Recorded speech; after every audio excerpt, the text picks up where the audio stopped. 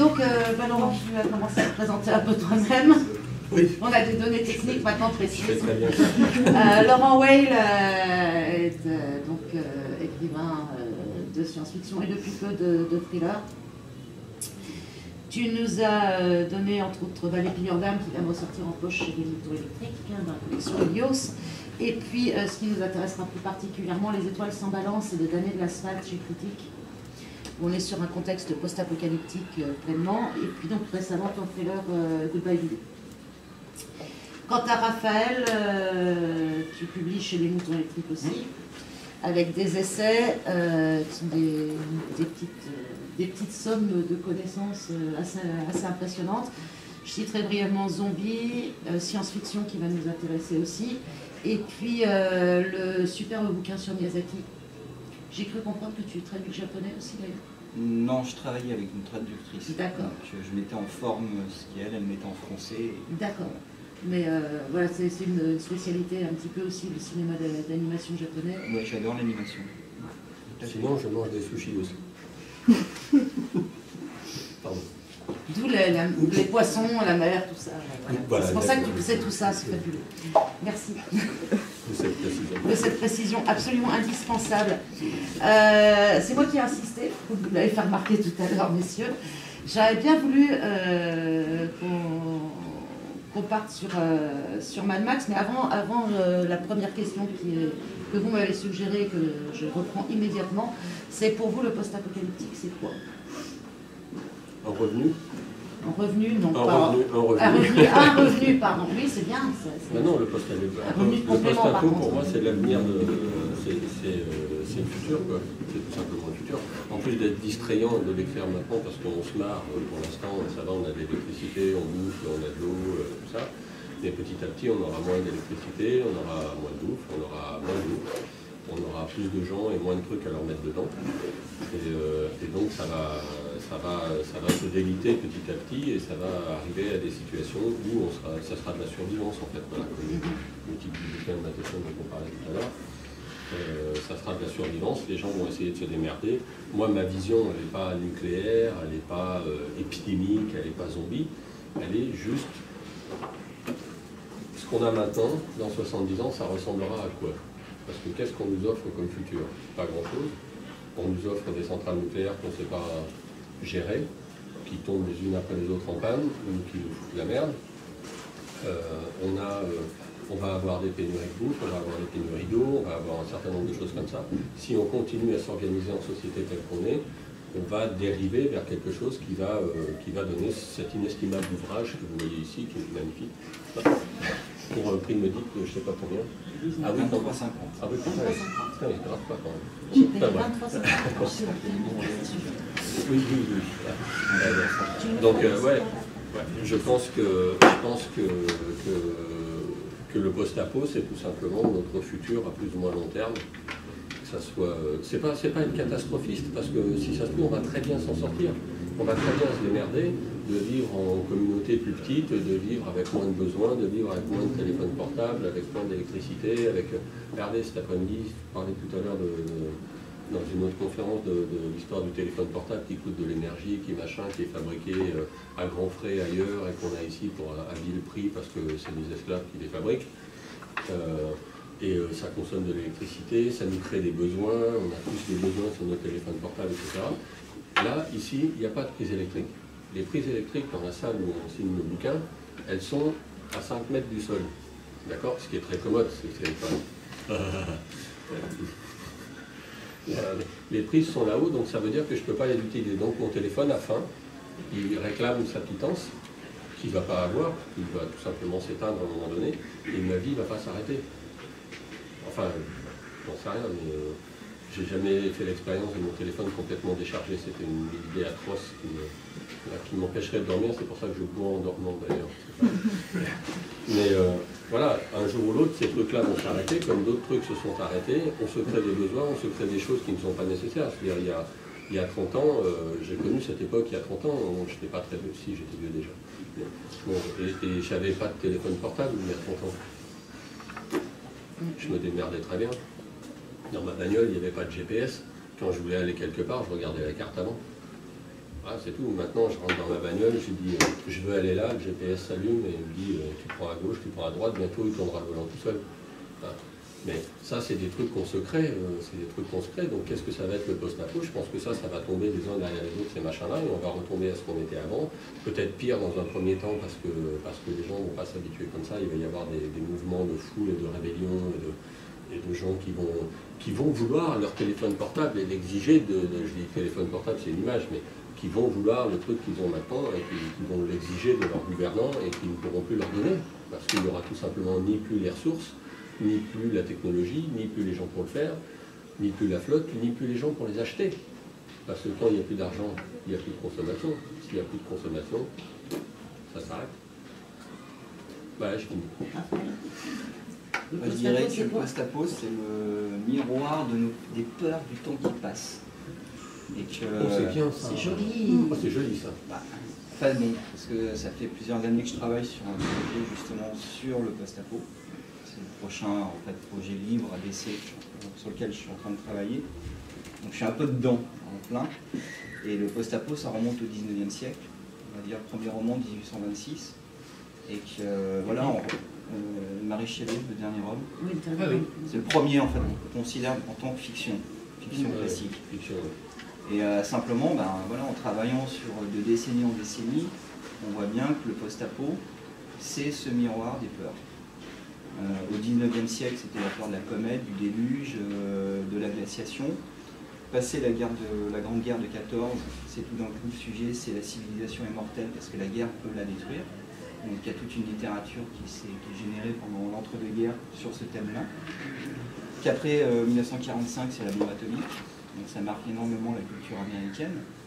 Et que jusqu'aux années 80, jusqu'à la fin de la guerre froide, on a énormément de récits, que ce soit films, littérature, bande dessinée, qui vont traiter de la guerre atomique, avec une des conséquences, ce sont des déserts radioactifs et les mutants. Passé la guerre froide, la littérature, le cinéma des années 90, c'est assez intéressant, c'est que ça traite sur la question écologique. Et que là, par exemple, les années 2000, c'est la peur de l'épidémie. Donc ce sont toutes les œuvres avec des infectés, des zombies. Voilà, et toutes les autres questions, c'est la question du dérèglement climatique, de tout ça. Donc depuis plus d'un siècle, le post-apo se charge de nous montrer les risques. Alors vous avez les risques qui sont, on va dire, naturels. Il y a un séisme, une comète, des choses auxquelles on ne peut rien faire. Et puis vous avez tout un énorme tronçon, c'est la responsabilité de l'homme dans ses propres malheurs. Alors moi c'est ce qui m'intéresse, ce qu'on discutait, et que la science-fiction, dans un sens très large qui est l'anticipation, le post-apo, elle se charge en permanence de nous dire attention, voilà ce qui pourrait arriver à un moment donné. Donc Laurent il choisit voilà, de traiter sur certains aspects, il y en a d'autres qui vont utiliser le thème de l'épidémie, parce que depuis l'épidémie de la vache folle, en passant par le sida, en passant par les grippes aviaires, jusqu'à Ebola aujourd'hui, voilà, c'est quelque chose qui nous fait extrêmement peur. Et puis après, il y a une autre thématique qui est, on se rend compte que notre civilisation, elle est extrêmement fragile. En fait, aujourd'hui, notre civilisation, la technologique, on a fait une très belle présentation, c'est un colosse au pied d'argile. Et je prends toujours un seul exemple, c'est le tsunami au Japon en 2011. Et on s'est rendu compte que la troisième puissance économique du monde avait du mal à organiser les secours dans la région qui était touchée, parce que notre infrastructure est extrêmement fragile. Plus on utilise la technologie, notamment la technologie électronique, plus on a une société effectivement hyper développée, mais il suffit d'avoir une éruption volcanique, une éruption solaire, je ne sais pas si vous êtes au courant. L'an passé, à une semaine près, on a failli retourner au XVIIIe siècle. Parce qu'on a échappé à une éruption solaire extrêmement violente. Voilà, ce sont ces facteurs-là qui font qu'on a une prise de conscience que notre civilisation est très très fragile. Et je vous citerai un roman que je vous conseille tous, qui est écrit alors, par un républicain américain, mais le roman est intéressant, c'est 2 secondes après. C'est une attaque en fait EMV, une attaque électromagnétique au-dessus des États-Unis, de l'Europe et du Japon. Et du jour au lendemain, donc, toute la société est bloquée parce que l'électronique ne marche plus. C'est ce qui se produit. Sachant que tout est électronique. Et le roman, il est magistral parce qu'il nous montre un an d'existence d'une communauté dans la montagne américaine. Ils sont 10 000 au début, à la fin du roman, ils sont plus de 1000. Et que ce qui est intéressant dans le roman, ce sont les séances comité d'urgence du village, où le médecin il explique, bah là, première semaine, il y a tous les diabétiques qui vont y passer. Parce qu'on n'a plus de pharmacie, parce qu'on n'a plus d'électricité, on ne peut plus sauver les vaccins, les sérums. Et puis au fur et à mesure des mois, il explique qu'il n'y a plus de médicaments là, donc il va falloir enfermer tous ceux qui sont dépressifs. Parce que comme ils n'ont plus de médicaments, ils ne peuvent plus être traités, donc ils risquent d'être dangereux. Et il nous montre, et puis il a incapacité de faire fonctionner des véhicules, de faire fonctionner n'importe quoi. Voilà. Ça c'est un des aspects. Et je finirai pour faire mon petit tour. Il y a l'aspect, c'est que nous sommes des gens très civilisés, inscrits dans une société très civilisée, qui utilise une technologie très civilisée, et qu'en fait, ce que cette littérature ou ce cinéma pointe du doigt, c'est le fait que si un jour tout s'effondre, on est incapable de cultiver, on est incapable d'aller tuer le cochon, on est incapable en fait de survivre. Et que la science-fiction post-apo, depuis le 19e, traite de ce rapport-là, c'est-à-dire entre l'impact de la société industrielle et le rapport de l'homme à son environnement. Et donc gardez toujours en tête ça. Et donc toutes les œuvres, même Walking Dead, des choses comme ça, traitent en permanence de ces questions. Exactement. Walking Dead a un raccourci qui joue sur... En fait, ce qui est intéressant dans Walking Dead lui-même, c'est l'histoire avec les zombies. Parce que l'histoire autour, elle est pas très développée ou quoi que ce soit. Il y a pas de... Mais ça joue sur les peurs, en fait. On joue sur les peurs et c'est cet environnement-là qui amène des peurs, qui amène... Pourquoi les zombies dans Walking Dead? Pourquoi les mecs, ils ont choisi de faire ça avec des zombies? Parce que ça faisait un joli titre, Walking Dead, déjà pas mal. Et puis après, parce que... qu'est-ce que c'est que le zombie dans Walking Dead? Le zombie dans Walking Dead, c'est l'autre. C'est comme l'ennemi, c'est l'autre, ou machin, qu'est-ce qu'il avait dit, Sartre L'enfer, c'est les humains. Voilà, c'est ça, voilà, c'est écrit 20 secondes zone. Et donc, voilà, c'est exactement ça, c'est qu'à chaque fois, on sait que l'autre est l'ennemi. Dans Walking Dead, dès qu'on entend un bruit, c'est l'ennemi. Dès qu'on voit une ombre, c'est l'ennemi. Voilà, on sait ça d'office. Donc ça fonctionne là-dessus. C'est pas l'aspect post-apo qui est intéressant. Dans Walking Dead, l'aspect post-apo, il est là parce que c'est une excuse pour avoir des zombies. Ah, je suis pas d'accord. Mais tu as le droit de pas être d'accord, mais c'est moi qui ai raison. Je suis vraiment pas d'accord. Justement, le zombie n'est que alibi pour parler de l'humain.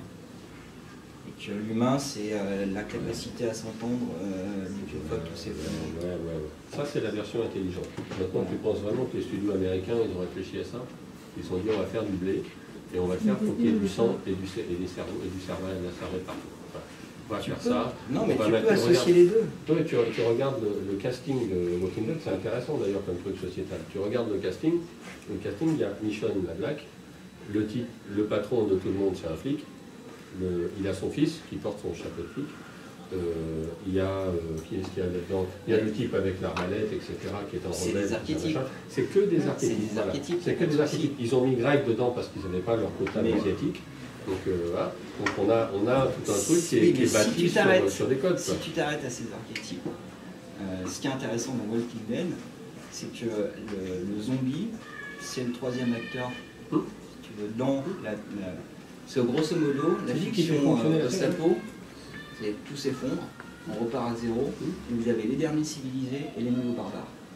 Oui. C'est une thématique qui est constante. Bien sûr. Et que le zombie s'intègre comme un troisième acteur, et qu'il est simplement, il renvoie à ce que nous sommes en tant que monstres. Oui, mais ça, et que, bien sûr. Du coup, la violence, le zombie, il dévore les gens, il n'y a pas de problème, mais parce que c'est sa fonction. Et ce qui est marquant dans la série, c'est plus la violence entre les groupes humains. Oui, entre des humains en particulier. C'est ça qui est plus frappant. Mais c'est ça qui fait le plus marcher le truc. Le reste, c'est juste l'aspect gore. C'est l'aspect gore qui est comment dire, vendeur. Voilà. C'est l'aspect vendeur, c'est on va exploser des mecs à la mitrailleuse et tout ça. C'est toujours fun, ça fait du bruit, tout ça. C'est Walking Dead est un peu meilleur. Zen Nation, qui est une nouvelle série de zombies, est beaucoup plus rapide. Ah, je ne l'ai pas vu. Mais bon, on s'éloigne.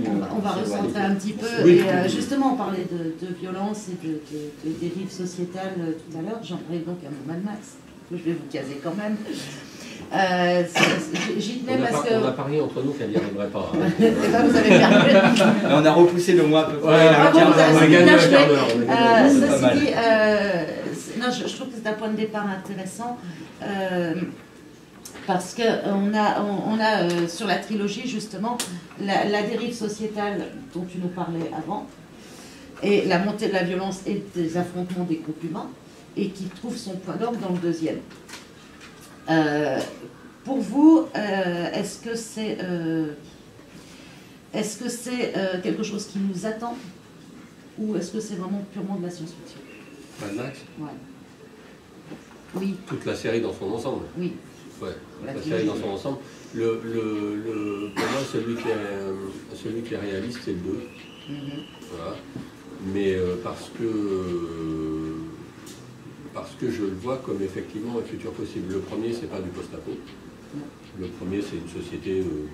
c'est du pré-apo. C'est de l'entropie. Ouais, c'est du pré-apo. Pré-apo, c'est pré-apo. C'est de l'entropie. Ouais, si tu veux. Ouais. Mais le deuxième, c'est du post-apo, parce qu'on est beaucoup plus tard, parce que, voilà, les guerriers de la route, tout ça. Il n'y a plus de cadre social. Mais le deuxième, c'est un film qui était... alors, on en a discuté tout à l'heure, c'était pas si novateur que ça, parce qu'il y a plein d'autres choses qui ont été faites en littérature, notamment, au niveau du post-apo. Mais le premier vrai post-apo commercial cinématographique, c'était le deuxième Mad Max, à mon sens. Voilà. Et est-ce que c'est de la science-fiction, ou est-ce que c'est de la prospective, ou est-ce que c'est... moi, je dirais que c'est du post-apo, et à mon sens, le post-apo, c'est ce que je disais tout à l'heure, c'est un futur possible. Voilà. Alors, est-ce que le futur possible, c'est de la science-fiction? J'en sais rien, mais c'est... voilà, après, c'est une question de terminologie. Moi, je dis, le post-apo, et notamment le deuxième Mad Max, c'est... et pas parce qu'il y a Tina Turner dedans, etc. Donc le deuxième Mad Max, c'est du post-apo parce que c'est un univers de post-apo, c'est un univers d'après-civilisation organisée, avec des groupuscules, avec des types ultra-violents qui se baladent et tout ça. Mais tout le monde ne fait pas du post-apo comme ça. Le post-apo, c'est pas ça. Ça, c'est un post-apo. C'est un courant de post-apo. Moi, je fais complètement autre chose que ça. Il y a d'autres gens qui font totalement autre chose que ça. Jean-Marc Ligny fait complètement autre chose que moi. Donc, on a tous notre vision et qui pourquoi pas, pourrait être... je vous en prie, asseyez-vous devant. Donc, la vision post-apocalyptique, elle est multiple, comme la science-fiction est multiple, comme n'importe quoi, comme la fiction, comme la littérature générale est multiple.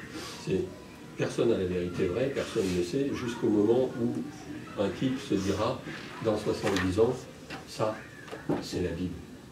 Parce qu'il s'est vraiment passé ça. Voilà. J'y arrive. Non, mais tu travailles bien le truc. Raphaël, je te cite, si tu permets. À plus d'un titre, Mad Max 2 constitue le maître étalon du genre post-apo des années 80. En quoi c'est un maître étalon? C'est bien, hein. Je me suis bien emmerdé sur ce coup-là. Je t'ai coupé la chic parce que j'ai dû prendre toutes tes répliques. Non, parce que... Je ne suis pas sûr que vous soyez tout à fait d'accord sur tout, de toute façon. Non, mais Mad Max, oui, c'est la grande fille des années 80, mais ce que j'ai dit tout à l'heure, le post-apo, l'idée c'est de faire table rase, donc on repart à zéro, tout s'est effondré, et la lutte entre groupes de survivants, ça remonte à, j'ai lu, je sais pas, dernièrement, j'ai relu un roman de Rosny Aîné, La Force Mystérieuse, il y a une lutte entre groupes, le bouquin est 1908, donc c'est pas, la thématique de Mad Max, c'est pas une thématique qui est nouvelle, c'est une thématique qui part dès le départ dans le champ, simplement, par rapport aux années 80, par rapport à une esthétique, par rapport à un état d'esprit, par rapport à des valeurs culturelles ou autres. C'est cinématographique. Il se prêtait à être la figure des années 80. Je pourrais par exemple évoquer la SF des années 70 post-apo, elle est très pastorale. Je vais citer par exemple Simon Dufleuve, qui est une très... Voilà, Lemay, ou Simon Dufleuve, qui est fabuleuse. Contemplatif, voilà. Donc on était dans l'esprit des années 70, hein, c'est quand même les années hippies, ce genre de choses. Et bien il y a une littérature, une bande dessinée post-apo, qui relaie ces idées, le retour à la Terre. Avec les années 80, c'est le retour par contre à des univers plus urbains. Parce que bon, il y a Mad Max, mais je pourrais citer Akira, le manga, le film d'animation qui se passe au milieu urbain.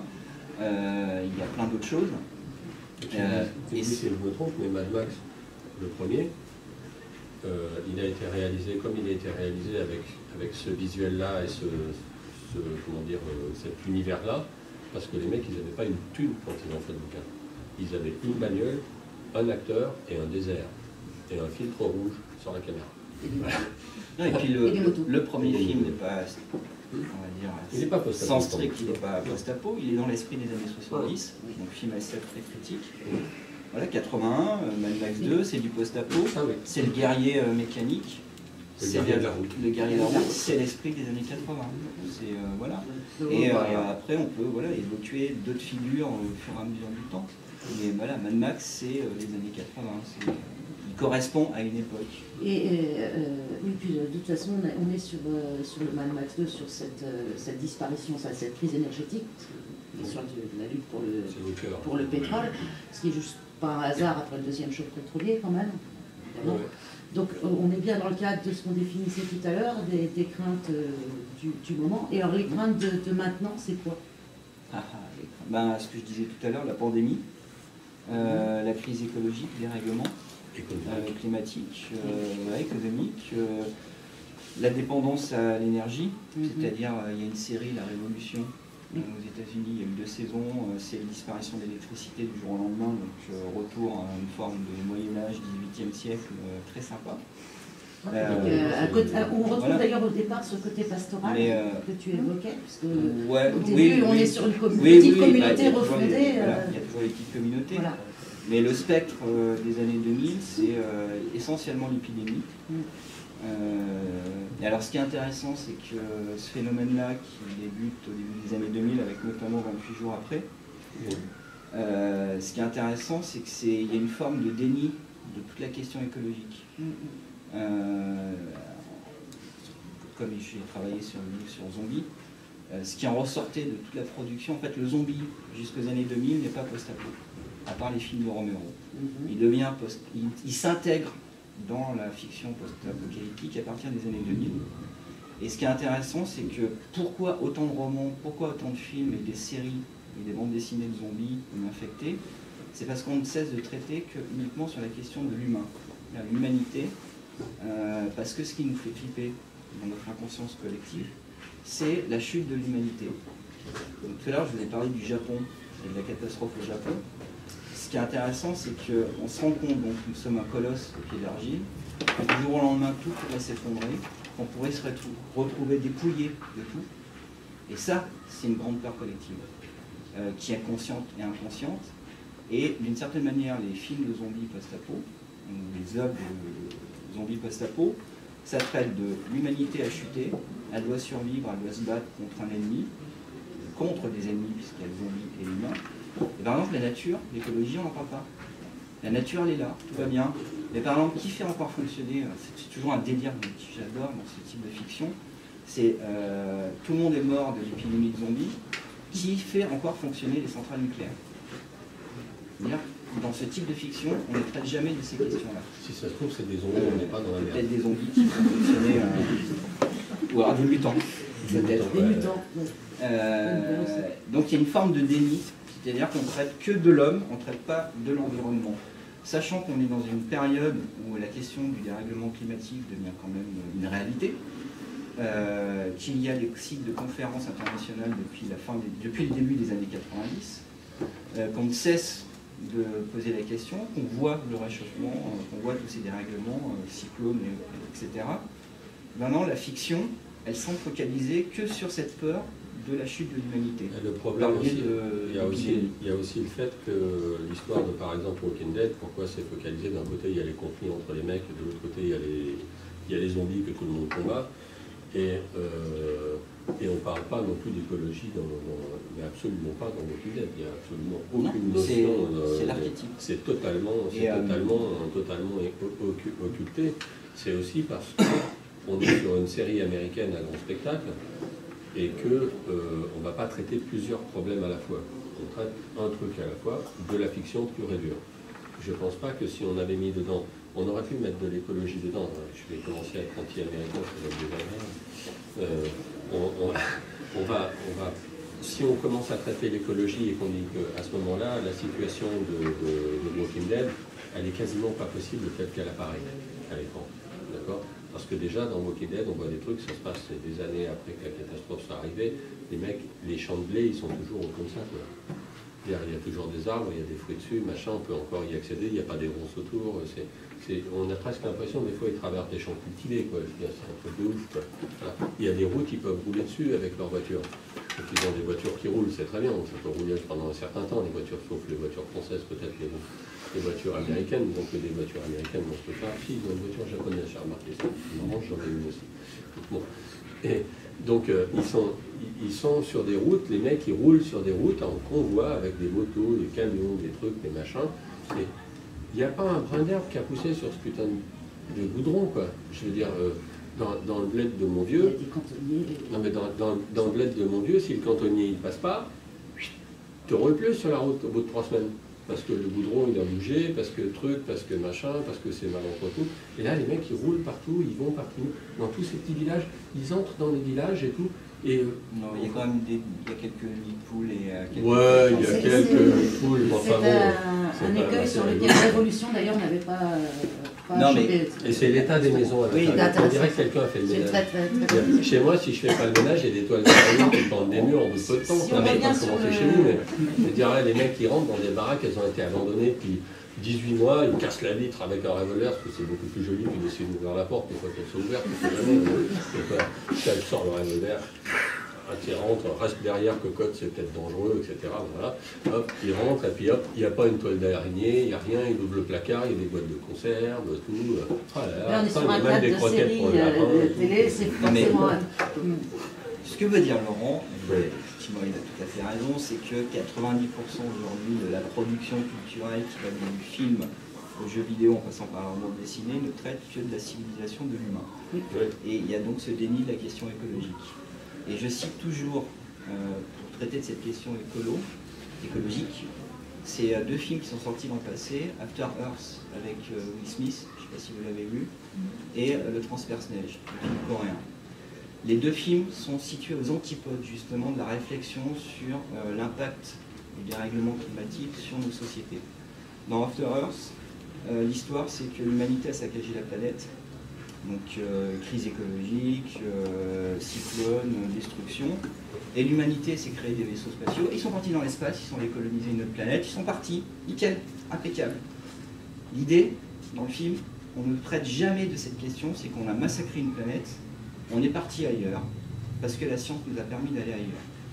Impeccable. Dans Le Transperce-Neige, c'est tout l'inverse. C'est qu'au début du film, ils expliquent que l'humanité a créé un gaz qui devait refroidir l'atmosphère pour régler la question du réchauffement climatique. Sauf que ça s'est mal passé, qu'on est arrivé dans une ère glaciaire. Donc on a 2 discours complètement à l'opposé.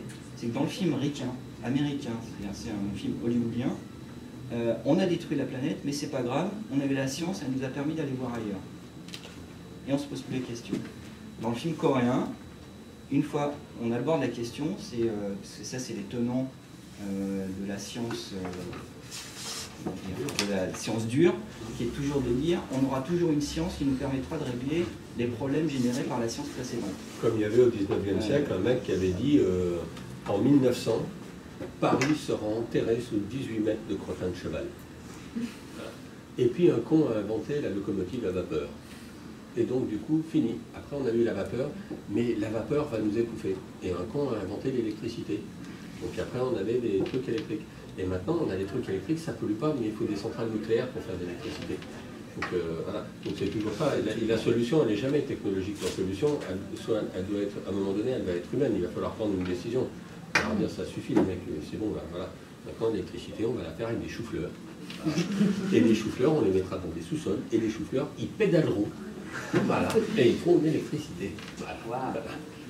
Ça, c'est un concept. Là, ça, c'est un concept. Putain, il faut que je prenne des notes. Non, mais...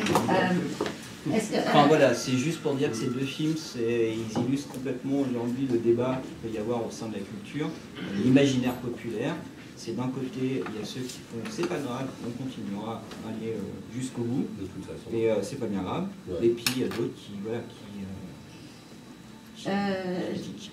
on évoquait tout à l'heure la différence entre le cinéma et la littérature sur le post-apo, parce qu'on est quand même un peu sur un cas de cinéma là normalement.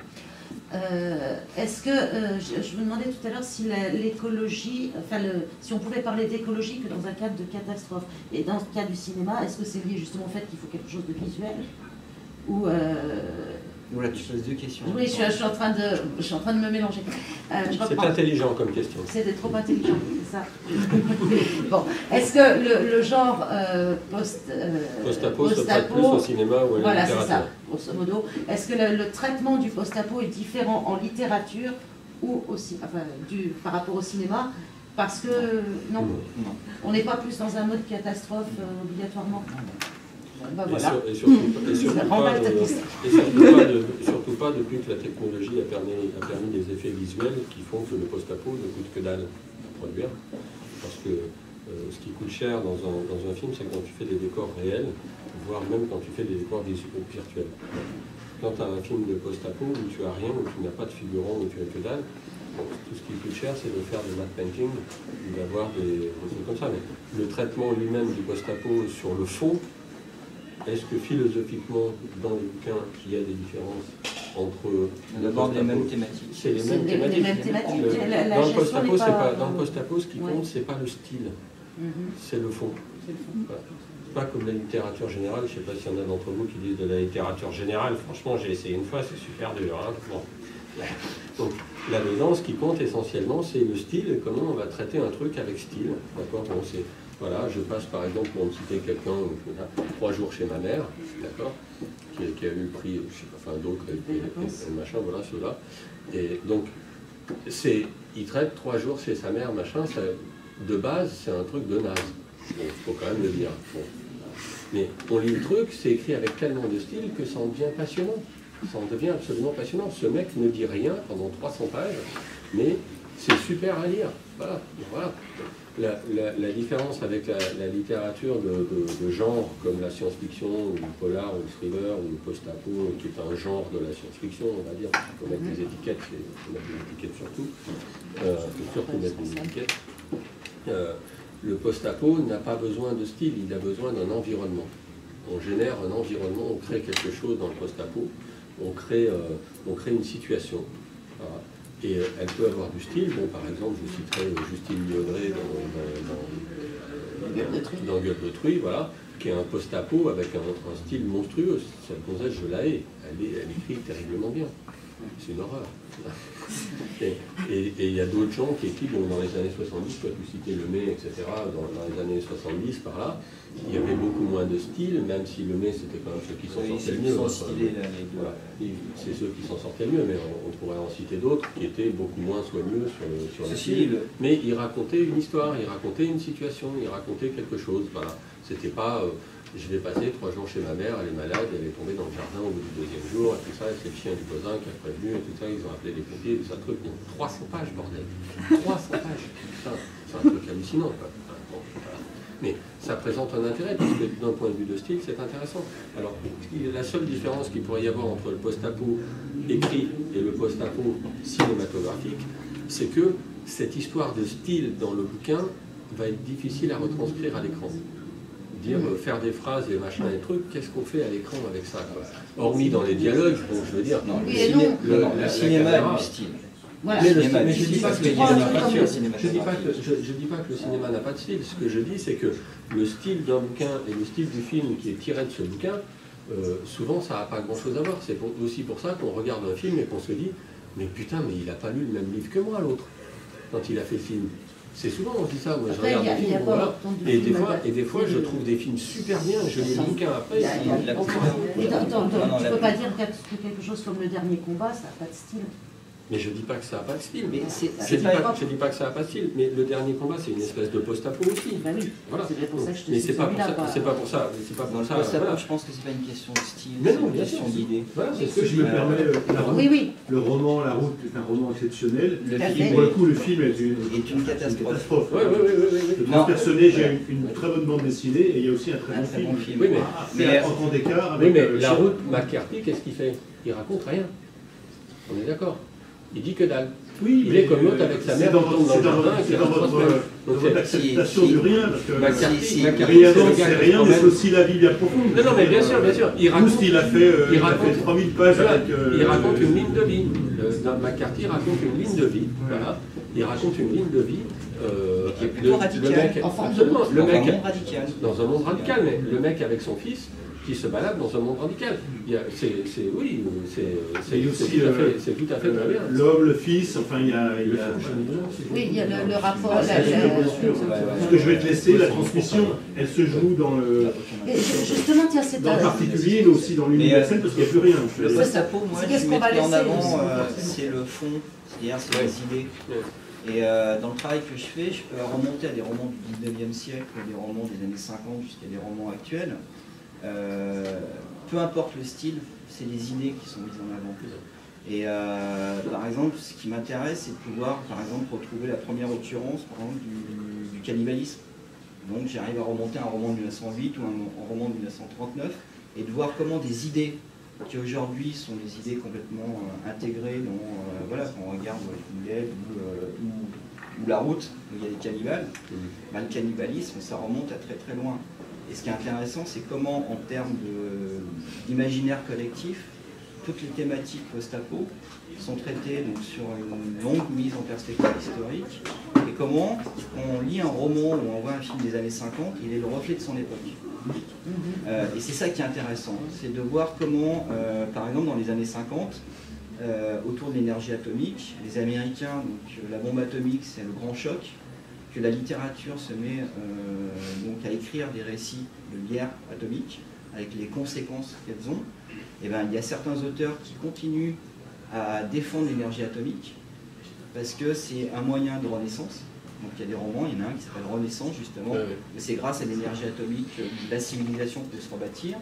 Et il y a des auteurs qui eux sont beaucoup plus critiques, comme Aldous Huxley dans Temps futur, où là c'est les effets des radiations, donc avec la création des mutants. Donc c'est ça qui est intéressant, c'est comment le post-apo se fait donc toujours je dis le miroir des peurs d'une époque, et comment par exemple le mutant a été une figure extrêmement importante de cette littérature des années 50 aux années 80, parce qu'elle est la conséquence de l'arme atomique, et comment cette figure-là a été remplacée par exemple par l'infecté de zombies dans les années 2000. Parce que la problématique de la société de l'imaginaire, c'est plus la guerre atomique, c'est la peur de mourir d'une épidémie.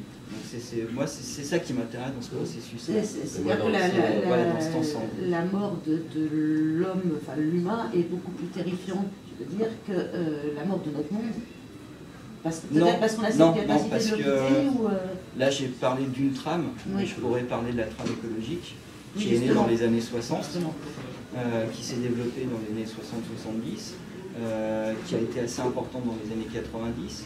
Donc il y a ça. Il y a dans les années 70-60 aussi la question de l'entropie, comment un système se désintègre par lui-même. Voilà, le champ du post-apo, c'est que c'est un champ extrêmement large au niveau des thématiques. Je suis plutôt dans cette thème-là, voilà. l'entropie. Et ce qui est fabuleux dans cet ensemble-là, c'est comment des voix multiples qui s'expriment à travers le support de la littérature, du cinéma, de la bande dessinée ou du jeu vidéo ou de ce qu'on veut, expriment tout un ensemble de réflexions sur qu'est-ce que la civilisation, comment peut-on survivre à la chute de la civilisation, comment peut-on reconstruire quelque chose. Et il y a des romans qui vont défendre par exemple l'idée d'un retour à la Terre, de reconstruire des choses. Pour moi, le film qui est vraiment qui intègre le plus la question écologique et la question du post-apo, de la civilisation de l'humain, c'est Nausicaa de Miyazaki. Alors je conseille le manga parce que le manga est une des plus belles œuvres qui existent. Le film est très intéressant mais différent. Mais à travers ces deux œuvres, on a vraiment un travail autour de l'écologie puisqu'on voit le développement d'une communauté de type paradis perdu qui essaie de préserver le reste de son environnement. et qui a le rapport de l'homme à la nature, de l'homme à son environnement. Donc voilà, ça c'est une des voies sur la question. Il y a Pollen de Joël Batrobert aussi. Oui, il y a voilà, aussi. Ou sinon après, je pourrais citer Soleil Vert, film de 1973, qui est fabuleux et qui explique comment notre surexploitation, voilà, le générique, rien que le générique est génial là-dessus, comment la surexploitation amène à la mort de l'environnement et à comment l'humanité devient son propre bétail. Et avec la conclusion à la fin, quand Sol se fait suicider, en fait, où on voit toute la nature telle qu'elle était avant, avec les 4 saisons du Mali, je crois qu'il est. Oui, c'est ça. Donc moi, je suis plus dans la veine, en fait, effondrement de la civilisation, mais effondrement de la politique, en fait. Voilà. Une forme d'anthropie qui amène. Tu parlais tout à l'heure, tu évoquais brièvement le raz-de-marée de Fukushima. Oui, le tsunami, pardon. On a vu aussi les effets sur la Nouvelle-Orléans avec Katrina.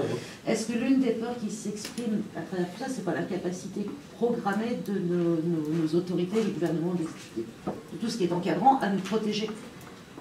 C'est-à-dire qu'ils ne peuvent pas nous protéger. Voilà, ça ne dépend pas d'eux. C'est-à-dire que ça dépend d'eux à un certain niveau, parce que c'est quand même avec leur assentiment et le nôtre, puisqu'on est dans des démocraties, que ces gens-là nous ont offert tout ce confort qu'on a, tout ça, qui maintenant commence à provoquer ce genre de choses. Donc le réchauffement climatique, si on admet que le réchauffement climatique qu'il y a, il est provoqué par la destruction de la couche d'ozone, par l'activité humaine, exactement. Et donc c'est pas en 5 minutes en disant tiens, je vais éteindre la lumière aujourd'hui plus tôt, si tout le monde le fait, etc.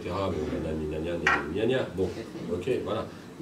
Mais ce truc, il est emmanché et ça a une telle inertie, ce truc-là, que la glace, elle ne va pas s'arrêter de fondre tout de suite, même s'ils arrivaient à prendre une décision. Et donc, ce qui se passe, c'est qu'ils n'en prennent pas de décision en se disant ça. En se disant, je ne vais pas prendre de décision maintenant parce que ça va influer sur le commerce, on va plus vendre de téléphones portables, on va plus vendre de je sais pas quoi, etc., des trompe-là, de tout ce qu'on veut, d'accord? Donc on ne va surtout pas prendre de décision qui ait un impact sur le commercial, parce qu'on a une crise financière là, on ne sait pas quoi en foutre, d'accord? Donc on va surtout ne prenons pas de décision, on fait un super colloque, machin truc, voilà, de toute façon c'est nos administrés qui payent, pas trop de problème. Donc on fait un super colloque, machin, et on laisse la page blanche à écrire à tous les mecs qui fabriquent tous les trucs dont on a besoin, etc., et qui continuent de polluer, qui continuent d'amener ce truc, et pendant ce temps-là, les icebergs fondent. Alors en même temps, c'est très bien parce qu'il n'y a plus d'icebergs pour rencontrer le Titanic. Donc, le Titanic c'est fait, hein, voilà. Donc maintenant, voilà, les icebergs fondent, tout ça. Qu'est-ce que je vais mettre dans mon whisky? Ça, c'est la vraie question, voyez-vous. Non, mais je veux dire, le trip, c'est exactement ce qui se pose. Eux, ils se réunissent à Lagos ou je sais pas où pour une conférence sur l'écologie. Ça coûte je sais pas combien de tonnes de kérosène pour amener tous ces crétins là-bas discuter d'un problème qu'ils ne connaissent pas. Et pour surtout ne pas prendre de décision, ils n'en prendront pas. Donc, comme d'habitude, ils n'en ont jamais pris. Ils ont fait, je me rappelle du truc, comment ça s'appelait, ce machin sur l'émission des gaz de serre, je ne sais plus quoi là. Le protocole de Kyoto. Ouais, le protocole de Kyoto, voilà. Protocole de Kyoto, il y a des dérogations. Parce qu'il y a des gens qui ont le droit de polluer plus que les autres, parce qu'il y a des dérogations, quoi. Parce que bon, c'est du business, quoi, quand même. Et c'est surtout, alors ce qui est bien, c'est qu'on dit c'est pour aider les pays émergents. Mais ce n'est pas pour aider les pays émergents que les pays émergents ont des dérogations sur le protocole de Kyoto. C'est parce que c'est dans les pays émergents qu'on fabrique vos téléphones portables, et qu'on fabrique vos chaussures, et qu'on fabrique tous ces trucs-là. C'est comme ça que ça se passe. Donc ils font du business comme ça. Ils disent non, ok, nous on va moins polluer, hein, d'accord, nous on va faire des voitures qui polluent moins. On va déjà pas les faire, on va les faire ailleurs. Voilà. Pour relativiser, on va faire des voitures qui polluent moins, on va faire des trucs qui polluent moins. Surtout, vous allez avoir un impôt, hein. On va vous coller un impôt sur l'essence parce que vous polluez drôlement fort, hein. Bah, ça craint hein, quand même. Donc c'est toute cette situation-là. Donc nous, on fait ça, on paye, on truc, on machin parce qu'on a les moyens. C'est pas le problème. C'est pas le problème, il n'est pas là, d'accord? Le problème, il est qu'on nous raconte une belle fable en nous disant pollueur-payeur, sans déconner. Qui est-ce qui pollue aux Indes et qui est-ce qui pollue à Taïwan? Parce que vous croyez que les Taïwanais, ils ont besoin des 500 millions de postes de télévision qu'ils fabriquent par an chez eux? Sans déconner. Hein? Les mecs, ils sont 10 millions. ils bossent pour un salaire de misère, ils fabriquent votre télévision, et non, ils peuvent polluer parce que eux, c'est des pays émergents. Mais le business, il est chez nous, le pognon, il est chez nous. C'est chez nous qu'ils rentrent le pognon, c'est pas chez eux. Les mecs, s'ils avaient le salaire de ministre, ça se saurait, bordel. Enfin, je veux dire, diable. Raphaël, donc l'écologie, elle est toute... Sur quoi? Sur cet ça, ensemble. là, on rentre dans un grand débat. Ouais, on va Ou sur le tsunami et sur... Oui. plutôt Plutôt sur la gestion de crise, tsunami, en fait. non, parce que- Je n'étais pas sûre du... La gestion de la crise, c'est un autre problème. Voilà, c'est ça. Mais ça provoque ce que je dis. Ça provoque, non, complètement, mais c'est un débat sur dans quel monde on vit, quel type Absolument. de système. Non, le Katrina, Fukushima, tout ce genre de choses, elles nous montrent simplement notre incapacité à résister à la nature. Surtout quand on a fait chier. Voilà, quand la nature se met en colère, on se rend compte qu'on a du mal à résister. Donc je qu'on a reviens raison. encore à cette histoire du Japon, de l'idée du colosse au pied d'argile. On est dans une société extrêmement fragile. Et ce qui nous fait peur, c'est de voir comment on ne peut pas résister à la colère de la nature. Puis on a des infrastructures électroniques, comme tu disais, mais pas des infrastructures Extrêmement physiques. fragiles. Ce qui explique donc qu'aujourd'hui, les fictions post-apocalyptiques des années 2000 vont traiter de la question de l'humanité, de la société, pas de la question écologique, parce que ça serait remettre en question notre mode d'existence, c'est remettre en question notre système dans lequel on vit. Donc voilà, c'est simplement que les structures de production, notamment cinématographiques et télévisuelles, ont décidé que c'était pas ça les questions à aborder. Et La gestion de la force, on est c'est plus focalisé sur l'idée de la peur de l'humanité de disparaître, la peur de l'humanité de se retrouver dépouillée de tout ce qui fait sa civilisation, ses attributs. Souvent, par exemple, aussi l'idée du zombie, de l'infecté, c'est justement celui qui est censé qui nous vole en fait ce qui fait que nous sommes un être civilisé.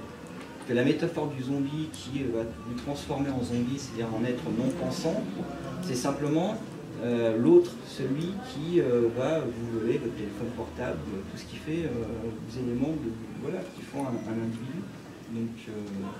Donc aujourd'hui, voilà. Donc l'écologie, elle a une portion relativement congrue dans l'imaginaire post-apocalyptique. Je vais juste un petit bout là, parce que c'est une des choses intéressantes avec ton bouquin, c'est que tu es il y en dans a un qu'une. contexte, une des choses intéressantes, tu es dans un contexte post-apocalyptique, effectivement, 70 ans à partir de maintenant, à peu près.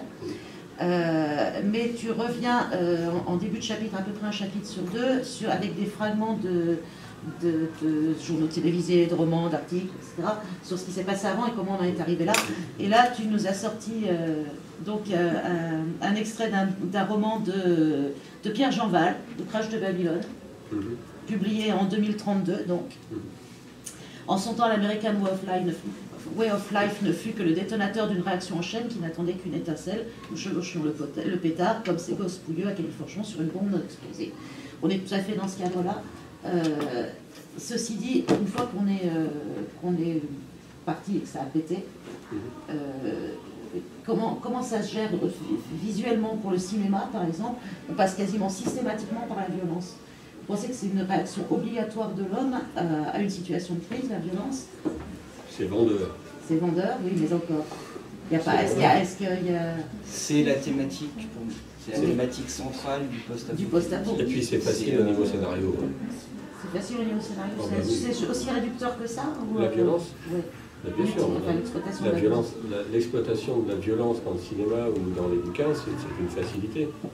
C'est une facilité. Quand je mets une baston dans un de mes bouquins, ça fait un truc qui retourne, ça me permet de me débarrasser de quelques enculés.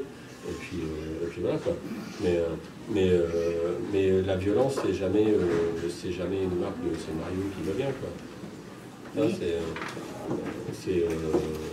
Ça, la violence ne sert qu'à faire du décor. Dans les films américains, pourquoi il y a de la violence? T'as un film, je me rappelle d'un film qui n'était pas un film de SF, c'était un film de braquage qui s'appelait Heat. Oui. Et les mecs, ils tirent sans arrêt dans ce film. Je me rappelle d'une scène de fusillade dans la rue. Les mecs, ils ont des fusils automatiques, des fusils de guerre automatiques, et ils tirent mais chargeur sur chargeur sur chargeur sur chargeur. Et ça sert à que dalle. Ça fait des trous dans les bagnoles, ça explose des pare-brises, il y a un flic qui est blessé. Enfin, ils ont tiré 12 millions de cartouches, il y a un flic blessé et un type qui prend une balle. Bon, au niveau du résultat, c'est quand même extrêmement zéro. Mais ça fait des belles scènes, ça fait des scènes de ralenti, ça court, ça met de la pression, ça met tout ça, mais ça raconte rien en fait. La pression, il y a un beau film qui raconte la pression pour parler de violence. Il y a Un après-midi de chien avec Al Pacino, je ne sais pas si vous l'avez vu, qui est aussi un film de braquage, où il est coincé dans cette banque avec des flics tout le tour. Et c'est psychologique. Il y a pas, je ne sais même pas s'il y a un seul coup de feu dans ce film-là, mais peut-être qu'il y en a parce que c'est un film américain, mais c'est vachement plus intéressant de raconter l'histoire comme ça. Une histoire post-apo où il n'y aurait pas de violence, que les gens essayent de survivre par eux-mêmes et tout ça, je ne sais pas si ça arriverait à être passionnant pour le grand public tel qu'on l'appelle et qu'on le définit à l'heure actuelle, et qu'on a besoin de créer une histoire où on puisse faire une coupure toutes les 22 minutes pour avoir 6 minutes de pub. Voilà, parce qu'il faut que ça soit vendeur. Si vous avez une histoire très pastorale, vous coupez hop, avec 6 minutes de pub, et quand vous remettez la série, il n'y a plus personne qui la regarde, parce que tout le monde a zappé pendant la pub. Voilà. Walking Dead, personne zappe pendant la pub, parce qu'on sait que ça va se massacrer derrière. Quand il y a la coupure pub dans Walking Dead, ils sont là. Regardez comment ça se passe, le truc. Vous verrez, quand il y a la coupure pub, c'est là qu'elle se produit. Et donc vous revenez après, et donc vous regardez la pub. Parce qu'elle est juste là pour ça, c'est ça qui finance le truc, hein. C'est juste ça. Hein. Donc si vous racontez une vraie histoire sans violence, c'est vendeur dans un livre. Parce qu'il n'y a pas de coupure pub dans un livre, ça s'utilise différemment d'un film, un livre. C'est un livre, on peut le prendre et ça peut raconter, pendant 300 pages, sa mère, elle est tombée dans le jardin avec beaucoup de style. Voilà. Donc c'est super sympa, voilà. Mais moi je l'ai lu ce bouquin, et je l'ai trouvé vachement bien, je ne sais même plus comment il s'appelle, j'arrête pas de le rendre justice. C'est les Hergans? D'accord, bon, alors, voilà, c'est lui. Voilà. Et donc j'ai trouvé ça vachement bien, ce bouquin-là. J'ai trouvé qu'il avait un style de ouf, voilà. Il disait rien avec un style de ouf. Maintenant, si on veut raconter du post-apo, on peut le faire avec du style, on peut le faire avec tout ça, mais au cinéma, on est obligé de le faire avec des flingues quand même un peu. Parce que, ou alors sinon, il faut un gros truc de promo avant pour dire, et puis mettre dedans des acteurs d'une sobriété, genre, je sais pas, Gérard Depardieu, par exemple, voilà. Pour avoir une accroche, pour avoir quelque chose, quoi. Parce que sinon, vous prenez 3 inconnus dans un film de post-apo. Si vous avez un bon plan promo, que vous avez de la chance et qu'il y a du talent et que vous avez une vraie histoire et qu'il y a un truc et que ça ne vous a pas coûté des fortunes parce que ça va faire des risques, eh ben vous arriverez peut-être à quelque chose. Mais en général, vous faites un film de post-apo, vous faites World War Z avec, comment il s'appelle Brad Pitt, voilà. Faites World War Z avec Brad Pitt, c'est-à-dire qu'il y a un scénario qui tient à peu près sur la moitié d'un timbre-poste. Et puis c'est tout, quoi. Des mitrailleuses et des hélicoptères, des zombies, et voilà, il n'y a rien dedans, quoi. Alors, 28 jours, il y a des trucs dedans. Comment ça s'appelle l'autre aussi, tu sais, le Fils de l'homme. Il y a le Fils de l'homme qui avait des... Qui était adapté de Dorothy James. Ouais, qui est vachement bien aussi. Il y a plein de films qui sont vachement bien, qui ne sont pas basés sur la violence. Il y en a forcément dedans. The Postman. The Postman, ouais, avec... Kevin Costner. Kevin Costner, il y a Waterworld, voilà, il y a peu de violence dedans, il y en a un peu, mais elle est comique, parce que franchement, les mecs qui sont sur le pétrolier, c'est quand même assez risible. Avec des rames et tout, c'est assez marrant. Et je dirais juste que je comprendrais la phrase de Hobbes, c'est l'homme est un loup pour l'homme, et qu'à travers toute la fiction post-apo, la question de la violence se pose automatiquement. C'est-à-dire que le concept du post-apo, ce que je disais tout à l'heure, c'est faire table rase. Tous ces fonds, je parlais du cinéma, voilà. Mais même au niveau du cinéma, la question c'est que voilà, tous ces fonds, il n'y a plus de société, donc il n'y a plus de lien social, il n'y a plus d'organisation, tout est à reconstruire. Et que voilà, la fiction post-apo, sous toutes ses formes, traite depuis très longtemps de la question, donc, ce que je disais tout à l'heure, des derniers civilisés et des nouveaux barbares. Et que ce que peut pointer la littérature, mais aussi le cinéma, c'est que systématiquement, là, on est en groupe, demain on se retrouve dans une situation post-apocalyptique, il va y avoir au sein de ce groupe-là une constitution de sous-groupes qui vont s'opposer, parce qu'il n'y aura pas assez à manger, parce qu'il n'y aura pas assez d'eau, il n'y aura pas assez de ceci, il y a ceux parce qui voudront obéir et ceux qui voudront. Voilà. il y aura toujours un individu pour essayer de prendre le pouvoir. C'est l'idée de ce qu'on appelle le chef. Et je vous conseille le film Les Temps Futurs, le film de 1936 d'après H.G. Wells, qui justement, il y a une dimension post-apocalyptique, puisqu'il y a une guerre qui dévaste la civilisation, on régresse une forme de néo-féodalisme, et il y a la figure du chef. On n'a pas parlé d'un truc, dis donc, que je vois dans ton excellent ouvrage ici, c'est la bande dessinée. Ah, mais il y a plein de... Et tu en parles très bien, notamment Jérémia, je ne sais pas si vous avez... voilà. Jérémia, c'est... Oui, il faut s'arrêter au 12e album. Parce que Après, justement, oui, il était aussi question, derrière deux personnages, il était question d'une société, et puis après c'est parti. Oui.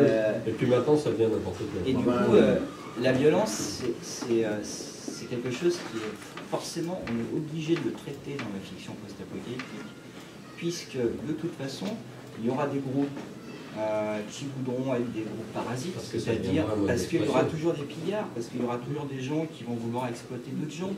Et ce qui est intéressant dans ce type de fiction, c'est de montrer ce que l'homme peut être. La capacité qu'il a à être destructeur ou à concevoir un projet pour reconstruire. Et toute la fiction post-apocalyptique, elle traite de ça. Donc effectivement, la violence, c'est quelque chose qui est incontournable dans ce type de fiction, parce que ça traite de toutes ces questions-là. Voilà, les conflits de groupe. Les conflits de groupe. Et qu'à travers tous ces types de fiction, alors effectivement, tu as raison, la télévision, la coupure de cul, tout ça, n'empêche qu'une série comme Walking Dead ne cesse de traiter de cette question, de comment des groupes humains réagissent par rapport à une situation extrême. Et je ne sais pas s'il y en a qui ont vu le début de la saison 5. Non, il y a les 2 premiers épisodes qui sont sortis. Alors tu dis rien. Alors, va dehors. Et enfin, dans le premier, dans Terminus, là où il y a donc les cannibales, il y a une réflexion.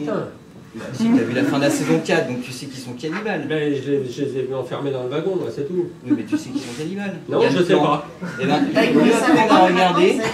À la fin de l'épisode saison 4, le dernier, tu as un plan où tu vois un abattoir avec des cadavres humains. Oui, je... Et puis bon, si on connaît la BD, on sait. Ce qui est intéressant, c'est que dans l'épisode 5, saison 5, épisode 1, on justifie pourquoi les personnages sont devenus cannibales. C'est pas juste un acte gratuit, il y a tout un processus où il y a 2 scènes qui permettent de comprendre comment ils sont arrivés à cette situation-là. Donc c'est ça qui est intéressant dans la fiction. C'est bon. Dans la fiction post-apo, on n'est pas non plus dans le côté grand guignol où il y a un méchant caricatural.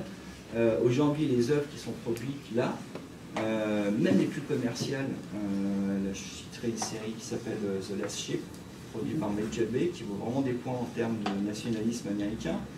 Mais dans le dernier épisode, il y a des choses hyper intéressantes sur le rapport à l'État, sur comment un groupe va prendre le pouvoir par rapport à un autre parce qu'ils ont des objectifs, parce qu'ils sont eugénistes, parce qu'ils sont prêts à continuer à massacrer les gens, parce qu'il y a l'appât du bien, parce qu'il y a l'appât du pouvoir, et de toutes ces thématiques.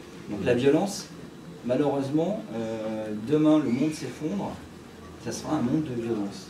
C'est obligé parce qu'on n'aura pas assez à manger, on n'aura pas assez à boire et qu'il y aura automatiquement des conflits entre nous. Oui, d'accord en fait. Pose ta question. Oui.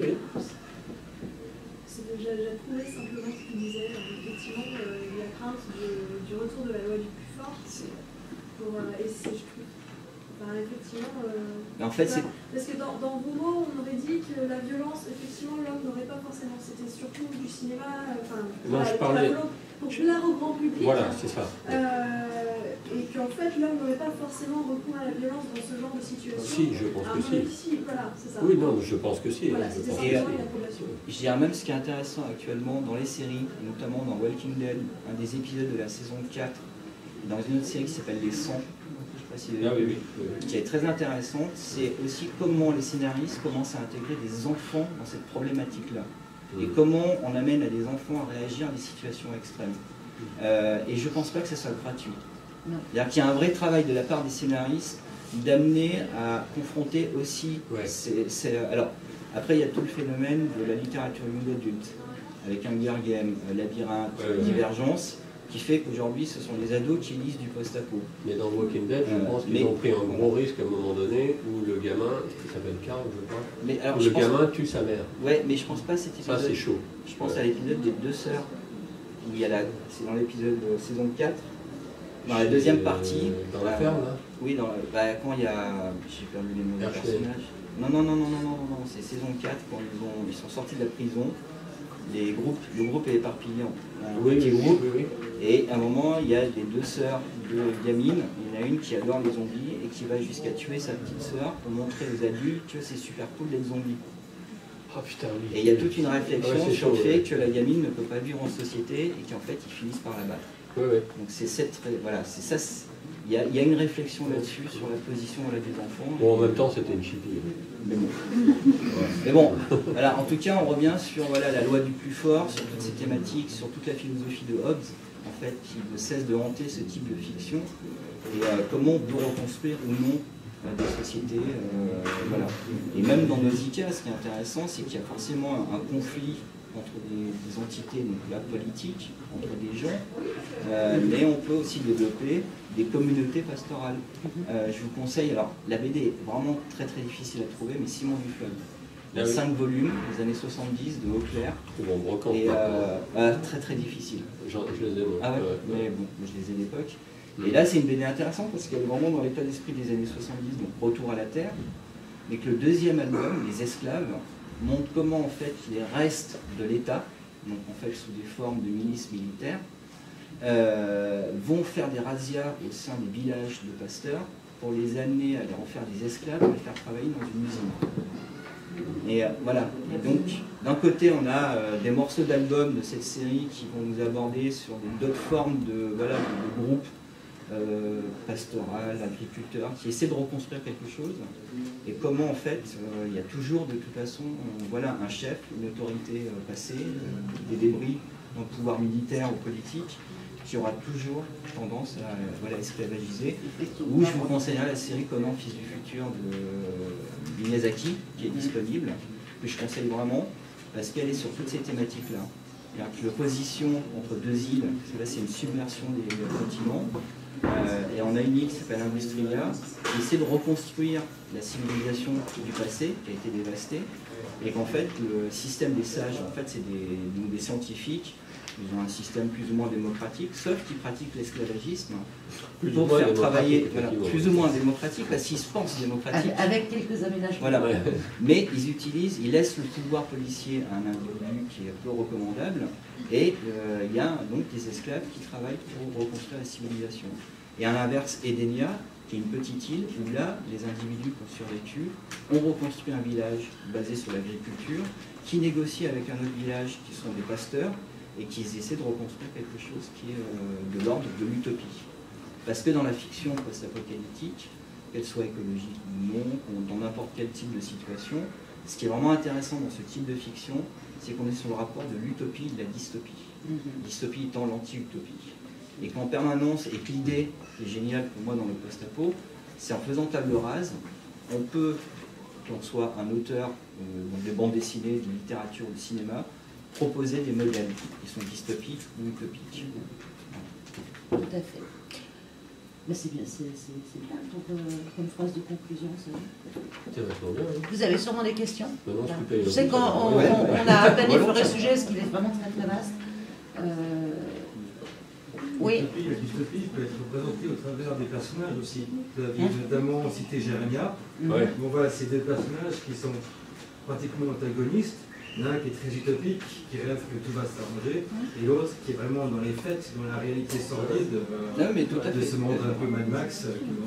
Et souvent, si tu veux, dans une présentation de société, comme dans Conan, fils du futur, les personnages reflètent aussi, si tu veux, les chefs de la communauté d'Edenia sont des gens utopistes, donc extrêmement humanistes, et d'ailleurs il y a toute une transmission entre les adultes et les enfants dans la série, parce que les adultes sont aussi responsables de la guerre.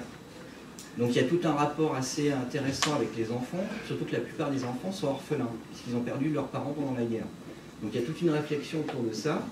Et puis à côté de ça, dans Industria, tu vois le siège des savants, qui sont alors dans leurs rêves. Ils sont tout le temps dans un bureau, et ils imaginent des plans pour planifier la reconstruction de ceci, qui sont complètement à des années-lumière de la réalité. Et ils laissent, comme maintenant. Et ils laissent le chef de la police menait ces bases de zone pour amener... et peu leur importe que des gens soient esclaves. Ça n'a absolument aucune connexion avec l'époque qu'on connaît, évidemment. Du tout. Non. Oui. Allez, posez une question. Allez. Posez une question. C'est récurrent chez moi, ce moment. Posez une question. Ouais. Question. D'accord. Comme brain. Bah oui. J'en viens à la violence, quelle réponse possible autre que la violence? La violence.